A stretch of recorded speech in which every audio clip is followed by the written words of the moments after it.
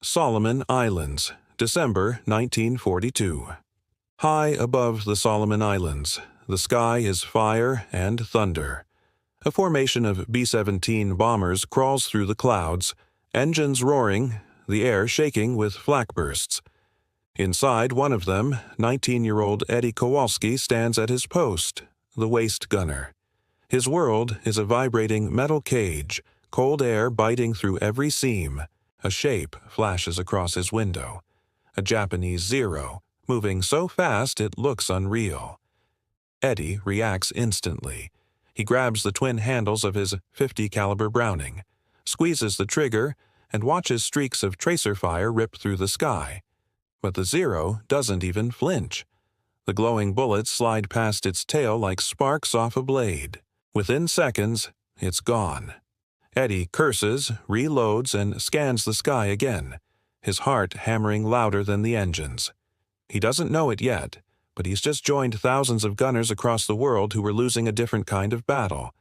Not against the enemy, but against physics itself, the invisible problem. When the U.S. Army Air Forces reviewed combat footage from bombers, the numbers were shocking. Against enemy fighters crossing their field of view, trained aerial gunners were hitting less than 4% of the time. 4%. That meant for every 100 rounds fired, 96 vanished into thin air, and each engagement lasted barely 10 seconds. A Browning machine gun could spit out 13 rounds a second. In those 10 seconds, a gunner could fire 130 bullets, and maybe 5 would strike the target. 5 hits were rarely enough to bring down a fighter, especially not the German Focke-Wulf 190, which could absorb dozens of .50 caliber impacts and keep flying. The cost was brutal. In 1943, the 8th Air Force lost an average of 188 bombers every month over Europe, nearly 2,000 airmen killed or captured every 30 days. Courage wasn't the problem. The problem was that the human brain wasn't built for high-speed geometry. The physics of failure.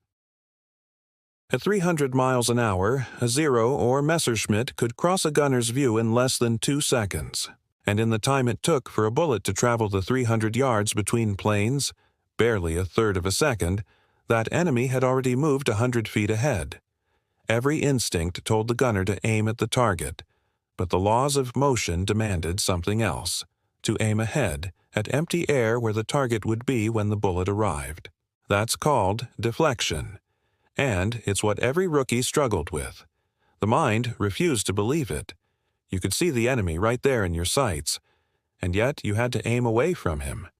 In training, instructors tried to teach lead angle, the exact offset to aim depending on target speed and distance. But in combat, nothing stayed constant. Angles changed, ranges shifted, adrenaline blurred judgment. Under real fire, math turned useless. Instinct took over, and instinct always aimed too late. The losses mount. By early 1943, bomber crews had begun to realize what headquarters couldn't yet admit. Their defensive firepower wasn't working. Dozens of bombers went down every mission. Veterans watched new gunners freeze, panic, or waste entire belts of ammunition into empty sky. The lucky ones came home shaken. The unlucky vanished into smoke trails and falling debris. The air war was becoming a war of attrition, not just of planes, but of human skill. Something had to change. A forgotten prediction. Back in 1924, long before the war, a British officer named James Puckle wrote a quiet paper that almost no one read. He warned that as aircraft speeds increased, human reaction time would become useless for accurate gunnery. Without mechanical assistance, he wrote, airborne gunners will be unable to lead a target fast enough to hit it. 18 years later, his prediction came true. But while the Americans were losing men by the hundreds, the British had already begun to fight back, not with better weapons, but with better thinking. The breakthrough in Britain. During the Battle of Britain, Royal Air Force squadrons faced the same problem. Pilots couldn't hit anything at high closing speeds. Then, a flight instructor named Horace Darley changed everything. He forced his pilots to unlearn everything they'd been taught. "Don't aim," he told them. "Turn with your target, feel the motion, fire when your body says it's right." At first, his trainees missed worse than ever, but after days of drills, something clicked. Their accuracy doubled. Darley had discovered that the brain could be retrained, not to calculate lead, but to sense it. Instinct could be reshaped through repetition. The American response. Across the Atlantic, engineers at the Massachusetts Institute of Technology were searching for a mechanical answer. Led by Dr. Charles Draper, the team at the MIT Radiation Laboratory designed a device called the Mark 14 Computing Gun Sight. It used spinning gyroscopes and tiny analog computers to predict where a target would be based on its motion. All the gunner had to do was keep the target in his sight, and the gyros did the math. When tested, hit rates increased fivefold, but production lagged behind demand. By the time most bombers received the new sights, thousands of crews had already paid the price. Still, the concept changed aerial warfare forever, turning raw reflexes into guided precision. Lessons from the Pacific. In the Pacific Theater, not everyone had fancy equipment.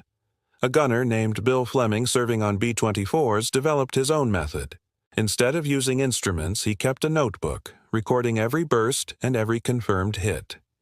He realized that when he aimed a certain distance ahead, 2 plane lengths or 3, he hit more often. Soon, other crews copied him. They called it spot shooting. Within weeks, squadrons using Fleming's method doubled their kill ratios. Sometimes innovation came not from laboratories but from men who refused to die ignorant. The mind reprogrammed. By 1944, Allied gunners were finally catching up to reality. Training programs shifted from theory to instinct. Gunners learned to trust motion, not sight, to shoot where their eyes said no and their brains said yes. But instinct is stubborn. Under attack, fear drags every man's aim back to the enemy's nose.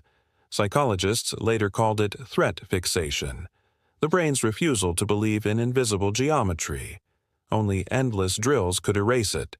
Thousands of hours in mock turrets, shooting at moving light targets until leading the enemy felt as natural as breathing.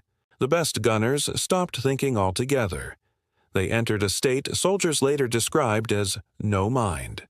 It wasn't calculation, it was flow, a merging of man, machine, and physics, the triumph of understanding. By war's end, technology and training had caught up with instinct. The once impossible act of deflection shooting became second nature. Bomber survival rates rose, and the skies began to tilt in the Allies' favor. Dr. Draper's computing gun sights evolved into post-war targeting systems, then into radar-guided fire control, and finally into missiles that think faster than humans ever could. Yet the principle remains the same. Don't aim where the target is. Aim where it will be. That truth reshaped every weapon, every aircraft, every battle since. When Eddie Kowalski fired his first burst in 1942, he was aiming straight at the enemy, just like his instincts told him to. He didn't know that in doing so, he was firing at the past.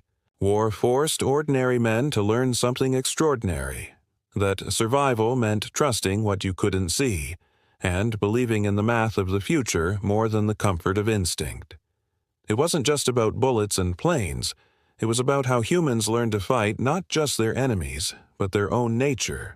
And in that invisible battle, against fear, against habit, against physics, the greatest victory wasn't measured in kills or missions survived, it was measured in understanding.